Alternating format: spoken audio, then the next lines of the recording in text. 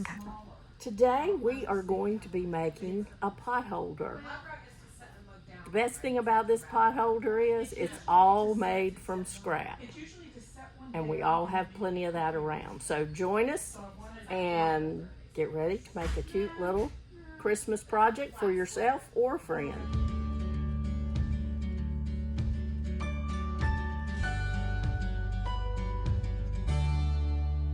First thing, we're going to start out looking at what we need to make our potholder. This is an easy, quick one, and you can make it with scraps. And I know I'm always thinking, what can I do with my scraps? Well, here's the project. These are leftover pieces from a quilt I made. Not sure how I had 2 left over. I cut what they said, but here they are. So I thought, well, why not make a potholder out of it? So I need 2 by 4 inch strips and 2 by 6 inch. So I'm going to cut this apart and get my strips and put it around our paper piecing. You need a well, I used the EPP iron-ons, the English paper piecing iron-ons that we have here in the store.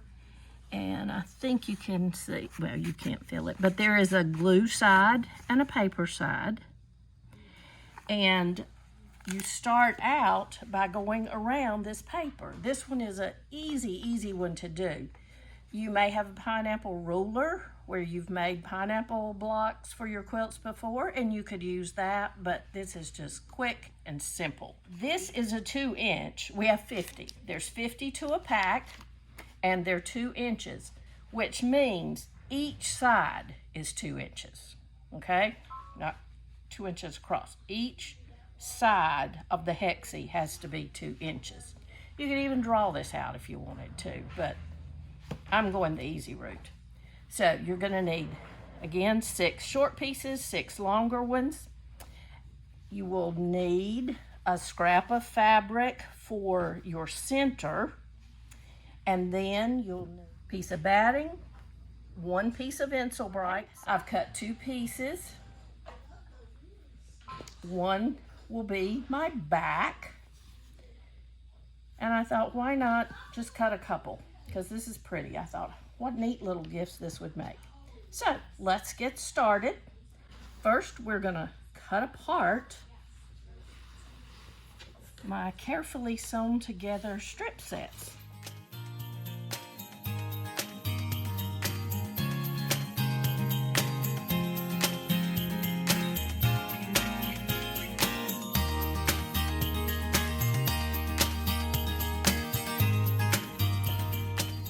All right, we've trimmed up our scraps. I have 6 2 by 6 inch strips. I have 6 2 by 4 inch strips. And I'm gonna cut out, and since this is such a pretty design with the snowflakes, I thought it would be nice if we kind of fussy cut. So I'm gonna press this on this little snowflake and then trim it up, and that's gonna be our center. Now, we've centered over our snowflake, but the paper has to go on the back side. If you have a light box, that's a great way to do it, but if you've got a window, even on a cloudy day, watch this.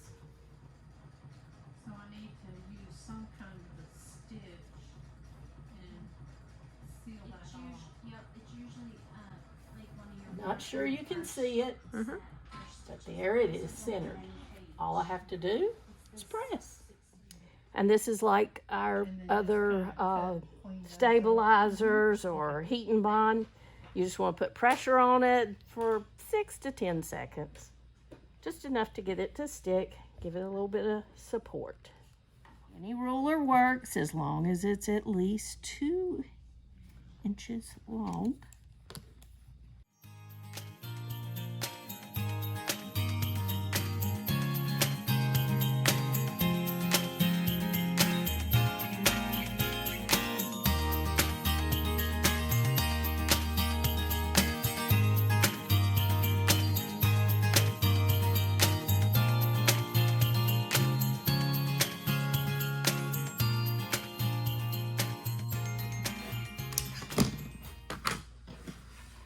Now look, isn't that going to be pretty? All right, now we're going to the machine. We'll start with our 6 4-inch strips. Be one around every side. And then we'll move on to the 6-inch. All we have to do is start placing our strips around. Now you can be picky and put them in a certain order if you would like, or you can just pick up the next one. We're going to start with the candy canes. And as we always do, or most always, right sides together. From here down to this end. 1/4-inch seam. I'm working on the beautiful chorus. I'm using stitch number 4 in the utility stitches, which is just a generic stitch, center needle position, and I have my 1/4-inch foot. I am using all cotton thread because it will be used as a pot holder, and if you got any polyester in there, it would not be a pretty sight. You'd have a melted pot holder. So we've got it. I'm going to start just by putting a little knot there so it doesn't come undone since we're starting in the middle.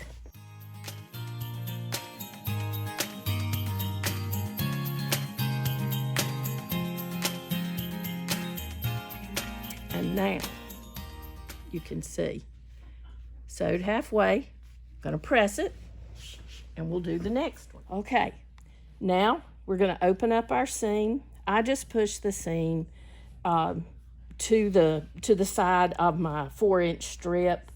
It really doesn't matter. You could press these open, you could press it either way. Just be consistent with your pressing.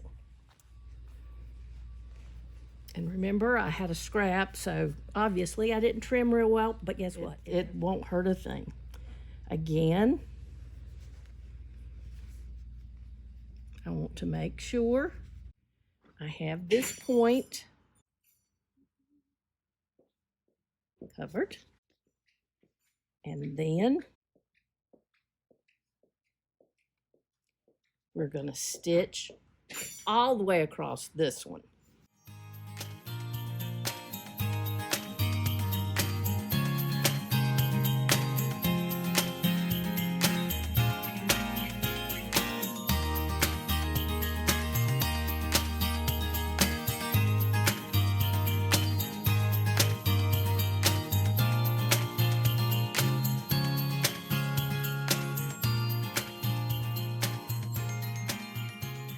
We're going to do this all the way around, and when we get to this last side, we'll connect.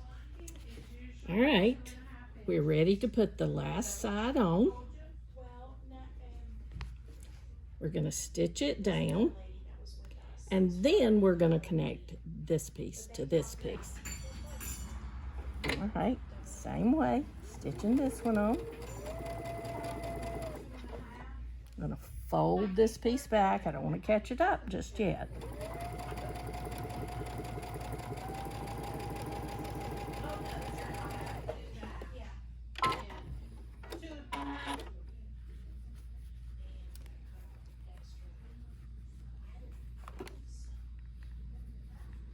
And really, at home I use my smaller iron. It really works well on, so I can get to my little points and all. So now I'm going to fold this piece down.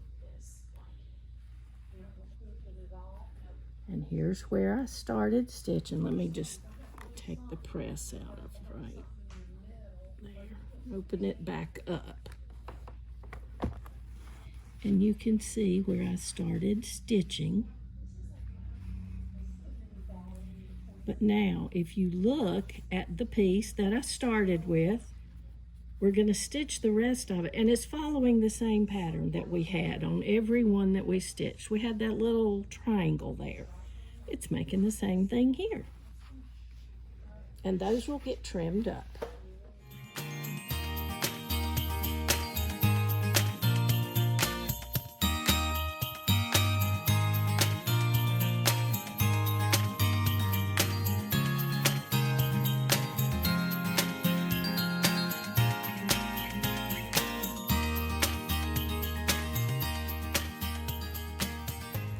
I've sewed all my 2-inch strips around. It's 1/4 inch. So that means this piece needs to be 1 3/4 inches wide. So we're going to go along here. I'm going to put my ruler on here and trim off the tails all the way around.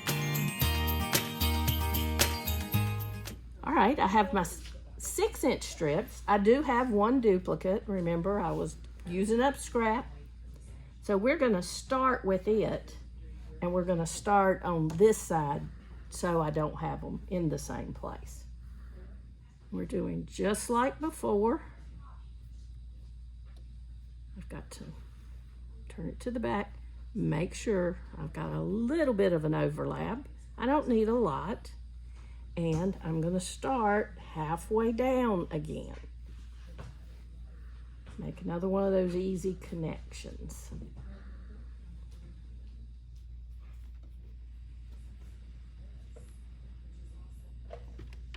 Let's put that knot there. Just keeps it from coming undone as you work with the pieces.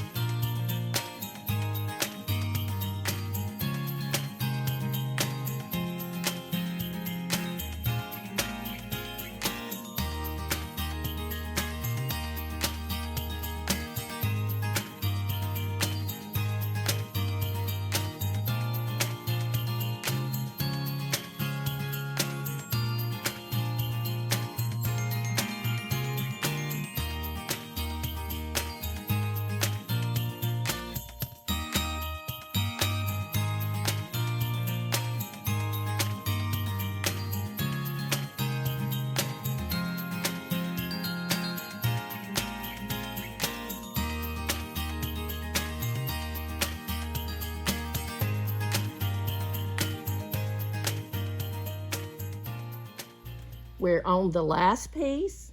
Again, we're gonna put it on like we did before, and then we'll make our connection, and your top is done.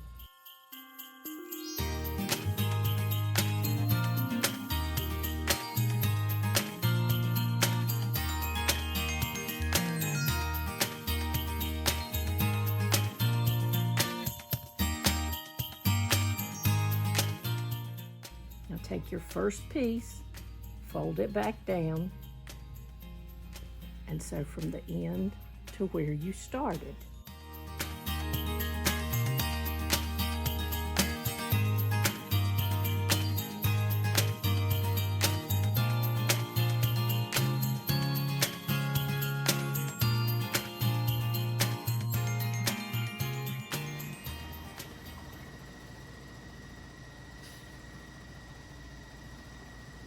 Just like on our first row, we're gonna trim off these tails.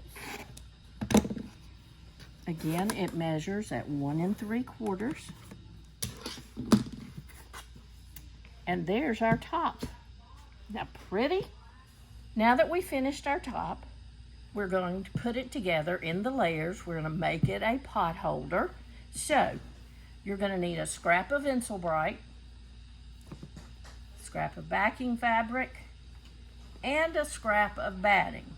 Now the way you determine the size, you could just cut off a big piece, but the easiest way is once you have your top finished, lay it on there and see how much you need.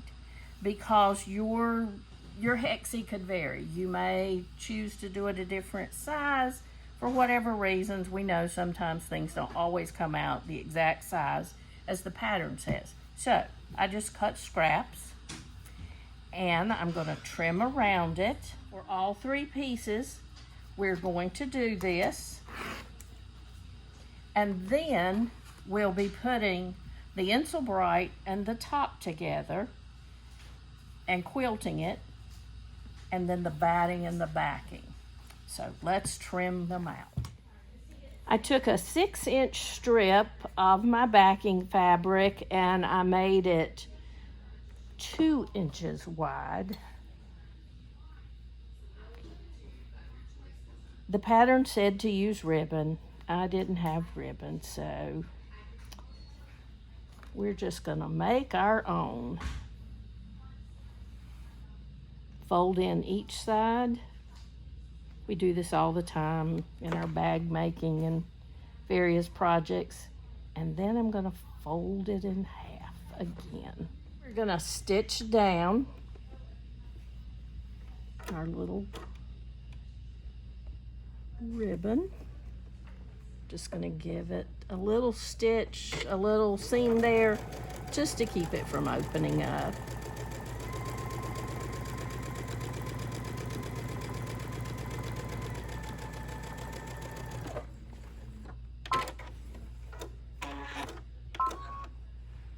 We're gonna take our piece of Insul Bright and our top. You want the Insul Bright to the back of your top. Now you can quilt this any way you like. I could go around stitching in the ditch on all of it. You could use fancy stitches on your machine. You can do whatever, but we're just gonna make it simple. We're just gonna go in a straight line. And look, it's almost like a perfect snowflake. And which way do I want to hang it? I think I'm going to hang the green part.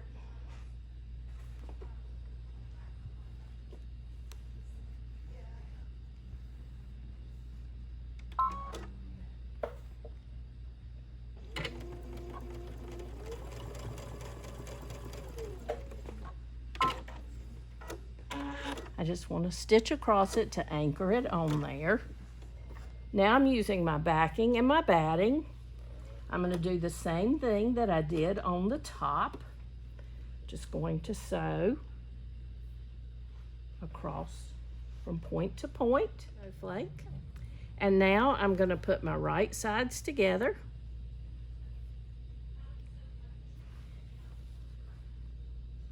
And just as a precaution, I'm going to sew this at about a 1/2 inch instead of a 1/4 of an inch, because I want to make sure that I get all the layers where the trimming's not exact. And also when you make the stitching, it does pull up the top a little bit.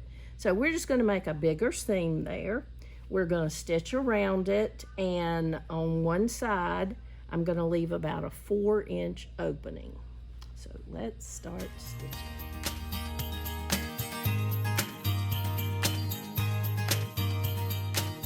Now, I've sewed all the way around. Here, I left an opening. You need to leave about 4 inches so we can turn this. And it's ready to be turned. I think, though, with that bulk, and since I have a wider seam, I'm going to trim off right on the tips. I always like to have a blooper moment in our videos. So Jack and I have an appointment today because I sewed the loop, and when I turned it, the loop just disappeared. So I sewed it the wrong way. So let's just use our friendly seam ripper and try that part again. I have spent all the time with seam ripper I intend to, took it off, and all I had to do, it's good to see the mistakes, isn't it? I unstitched just a little bit on each side. Now all I have to do is stick this down in here. It'll just go right there. And I'm gonna do like I did before. I'm gonna sew straight across. I just like the extra reinforcement.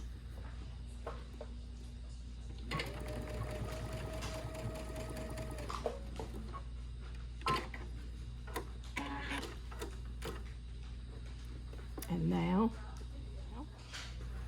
I will will turn it back out again. Really glad I reinforced those ends. And you can use whatever you use to turn your points. Crochet hook works. Usually at home, my tool of choice is a wooden chopstick.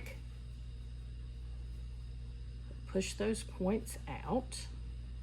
All I have to do, press this in now and stitch it down.